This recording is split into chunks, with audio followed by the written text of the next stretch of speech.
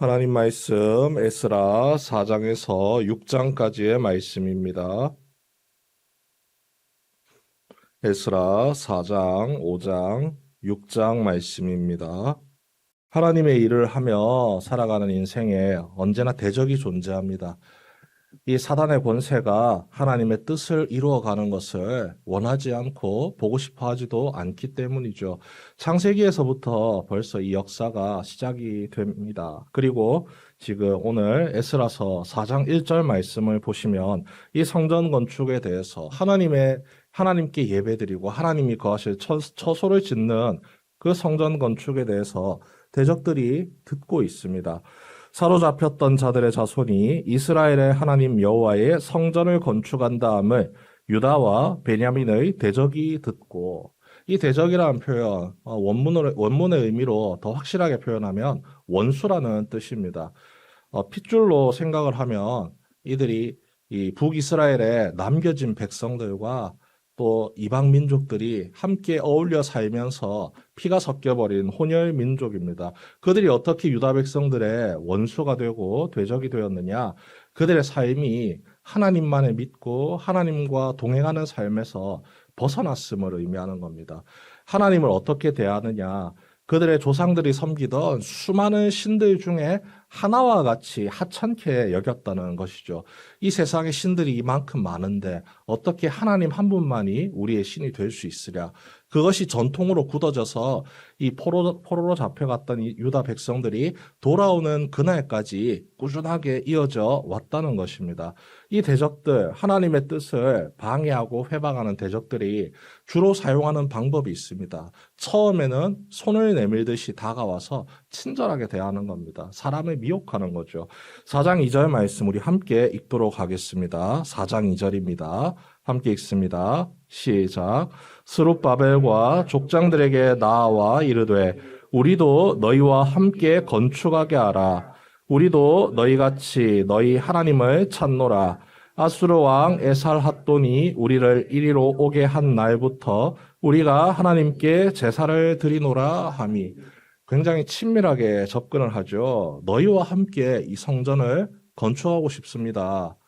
먼저 손을 내미는 겁니다. 그리고 동질감을 갖기 위해서 마지막 구절을 보시면 우리가 하나님께 제사를 드리노라. 우리도 너희와 다를 바 없는 존재다. 설명을 하는 것이죠. 그런데 이 표현들 중에 불편한 표현이 하나가 있습니다. 2절 초엽에 나오는 우리도 너희같이 너희 하나님을 찾노라. 우리의 하나님이라고 표현하는데 너희의 하나님이라고 선을 딱 끊는 것이죠. 미혹하면서 조금 더 이런 부분들에 대해서 신경을 써야 하는데 이 대적하는 자들의 태도는 결국은 이 말에서 행동에서 결국은 드러날 수밖에 없다는 겁니다. 우리와 같은 족속이라고 표현해 놓고는 딱 분별을 한다는 거죠. 분열시킨다는 거죠.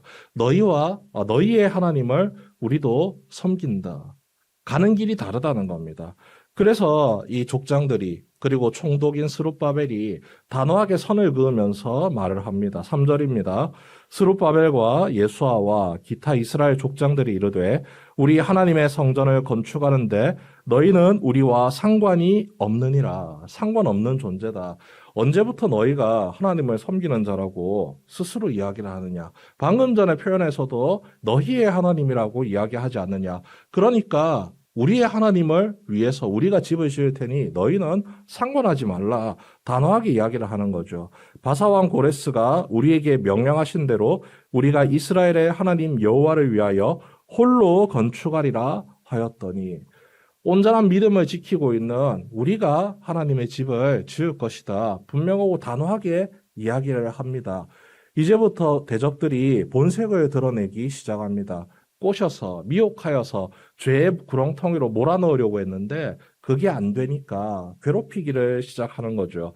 이로부터 그 땅 백성이 유다 백성의 손을 약하게 하여 그 건축을 방해하되 성전 건축을 방해한다고 하니까 우리는 생각하기를 와서 엉망진창으로 어지럽히고 시위를 벌이고 몸싸움을 하고 이렇게 생각하고 싶지만 이들은요 굉장히 지능적으로 움직입니다.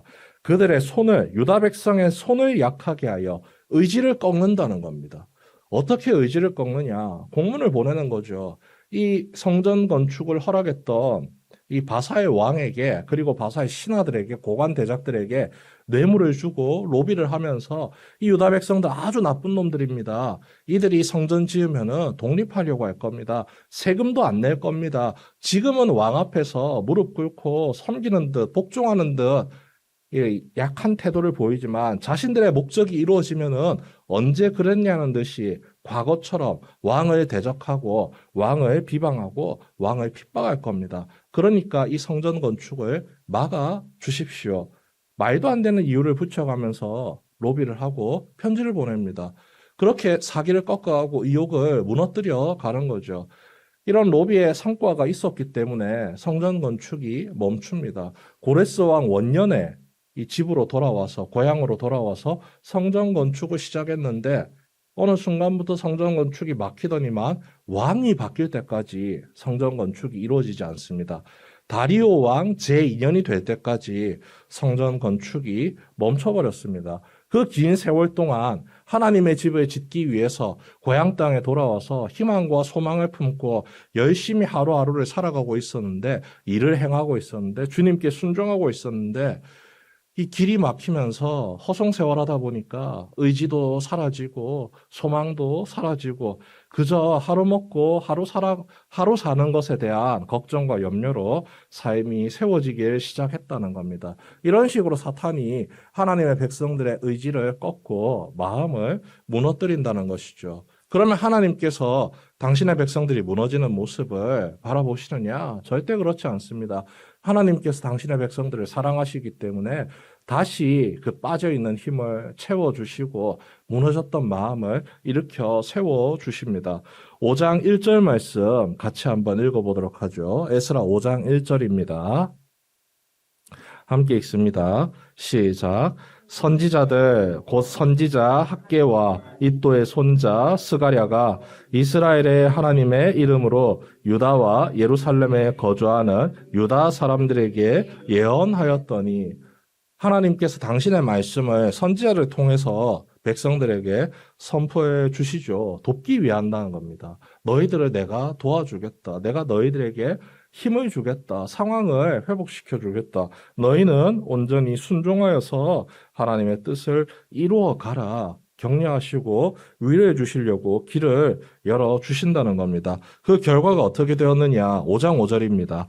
하나님이 유다 장로들을 돌보셨으므로 그들이 능히 공사를 막지 못하고 이 일을 다리오에게 아뢰고 그 답장이 오기를 기다렸더라. 공사가 재건될 수 있도록 모든 방해물을 하나하나 치워주시고 사람들의 마음을 위로하시고 회복시키시는 하나님이시죠. 그리고 결국에는 하나님께서 이 성전 건축의 뜻을 이루어내십니다. 유다 백성들이 그토록 바라고 기대했던 그 회복의 은혜를 허락해 주시죠. 6장 7절 말씀입니다. 우리 함께 읽도록 하겠습니다. 6장 7절입니다. 시작.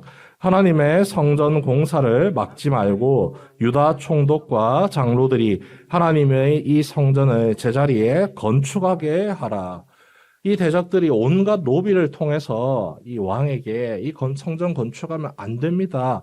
그래서 그 성전 건축을 막게 만들었던 그 왕의 입을 통해서 성전 건축을 다시 시작하라는 은혜의 길을 하나님이 열어 주십니다. 그리고 마침내 성전이 건축되죠. 하나님의 뜻은 결코 꺾이지 않습니다. 반드시 이루어집니다. 그것도 하나님께서 그 일을 이루기 위해 허락하신 사명을 주신 사람을 통해서 일을 이루시는 거죠. 그 길을 걸어가는데 시험이 있고 시련이 있고 핍박과 미혹의 아픔이 있을 수는 있습니다. 하지만 그것에 우리가 무너질 이유는 없습니다. 쓰러질 필요도 없습니다. 내게 그 명령을 하신 하나님께서 힘을 더해 주시고 능력을 부어 주시고 모든 필요를 채워 주시기 때문입니다. 한결같은 믿음을 온전히 지켜서 주님의 뜻이 나의 삶을 통해 이루어지게 하옵소서. 간절히 기도하는 성도 여러분 되시길 바랍니다. 그 기도를 들으신 하나님께서 우리를 내버려 두지 아니하시고 은혜를 베푸시고 주님의 사명을 이룰 수 있도록 길을 인도하시며 무엇보다도 우리와 함께 하시는 줄 믿습니다. 우리와 함께 하시는 주님, 오늘도 나의 삶 가운데 함께 하셔서 내 모든 삶의 길을 인도하시고 나를 통해 주님의 뜻을 이루어 주옵소서. 간절히 기도하는 이 아침 시간 되시길 주님의 이름으로 축원합니다.